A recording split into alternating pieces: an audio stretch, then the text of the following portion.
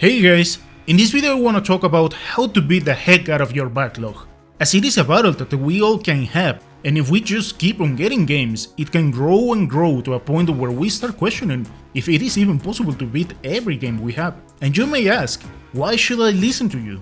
Yeah, it's a valid question. In my case, I don't have the whole day to play video games. I have a full-time job, family, social life, other hobbies, and many of the usual adult stuff that we have to do after some point in life.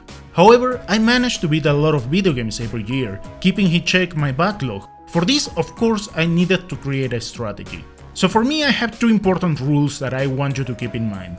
The first one is, for those who collect video games, don't stress about to play all of them. I mean, if the idea is to collect them, that is part of the hobby. And the second is, for those who go for simulation, you are not paying for them, so don't stress about having to play every single game. Once those two rules are out of the way, the first thing I want you to do is check all the games that you have in your backlog. For the sake of the visual part, I want to use some of my Switch games, and truth be told, it can be overwhelming to see a mess like this, and even if they are perfectly arranged in a shelf or something like that. So in my case, I always try to make a list about the games I have and arrange them by genre, so it can help me out with the next point.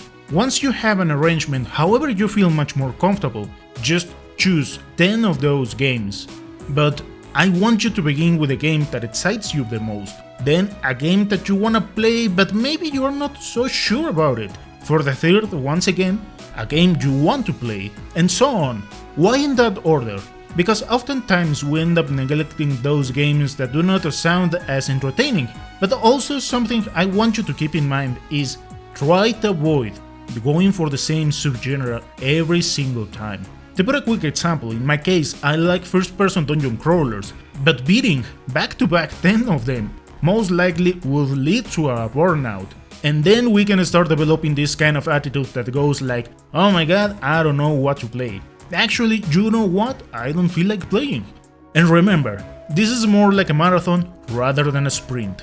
So try to keep something a bit diverse like this. Even if you like to play a specific genre like platformers, there are different subgenres. The third step may apply to some genres or group of people, but try to focus in one game at a time. This has helped me a lot. For example, if they have complex stories, and I mean, when I used to play 2 or 3 games at a time, if you question me like, okay, what is this story about? Yeah, it is a bit hazy. But as I've said, this may apply more to long games. If that is not the case, I play a maximum of 2 of them. And why is that? Because there are always different mechanics and pace in their gameplay. So it is better if you hone your skills in one at a time than jumping between all of them and not really progressing when you reach a challenging point. For the fourth step, when should you quit a game?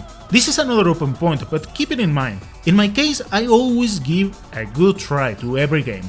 With that, I mean that if the game didn't catch my attention in somewhere around 20 hours, I just put it down and jump into the next one. If you wonder why 20 hours, it's because a good number of RPGs take around 60 or more hours. If I go picky with RPGs, a good number of beginnings can be summarized as just press attack button and jump into the next fight, rinse and repeat. That goes for many turn-based entries. So if that is the case, I may abandon a good number of them quite fast. Of course, I want you to keep that amount of time as something reasonable for what you're playing. Some games take 3 hours, some others can go up to 200 hours. And it is true that there are many games that start quite slow, and some others stay slow until the very end, so try to plan accordingly. The fifth thing in the list is make a schedule, and try to follow it. The idea is to make the habit. I know everyone has different things to do, but there is always time for everything, if used properly. In my case, for example, after work, exercise, dinner and some other things, I try to keep around 2 hours of gameplay, without messing up my sleeping time.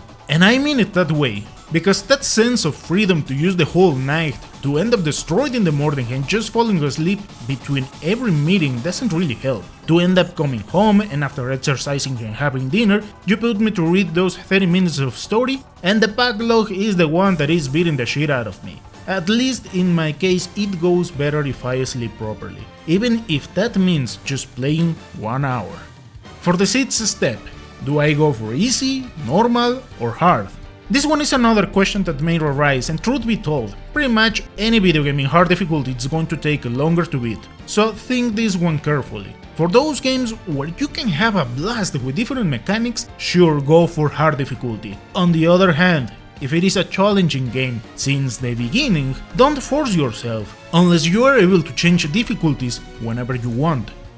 For the seventh point, this one may just apply for some consoles, simulation and stuff like that. And with that, I mean save states. I know for some it isn't so honorable, but once you get into the adult life, there are games that you couldn't really complete in one sit. That goes for a good number of all entries, or those crazy challenges like Gran Turismo with 24 hours races. When I was younger, sure I completed them, but right now it would be a hard pass. So for casual gaming sessions, don't force yourself, and if it can help you to play some games, then use them. For the eighth tip, stop the impulsive buying. If you are a collector, then we need to remember the first rule I said at the beginning. If that is not your case, I know there are many video games out there that catch our attention, but avoid getting carried away. And if you are set to play all of those games, then plan accordingly. Like, what are the release dates? And try to get a grasp about the number of hours you can put into those games between releases. If it seems like a terrible idea, then just get 1 or 2 games. This one goes for quality over quantity. For the ninth tip, avoid distractions. If you have a family, it is polite to ask for a playing session. This one goes for parents, your significant other, your children, and I know it can be a long shot with the small children, but it is always better to ask. However, this point also goes a bit further, with constant messaging in social media and chores that can be done in another time. And with this, I don't mean procrastinate. My philosophy on the matter is, I do my work as fast and effectively as possible. So if there is a small time to start doing some other things, rather than stay in seat, I start completing them. So when it is time to play, I know there's nothing pending for me to do, maximizing my playing sessions.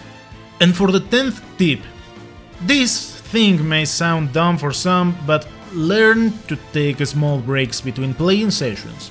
This applies pretty much with every sedentary activity. After sitting for around 90 minutes, there is a reduction of 20% of oxygen in your brain. And I know that for the younger audience that may be like, dude, really?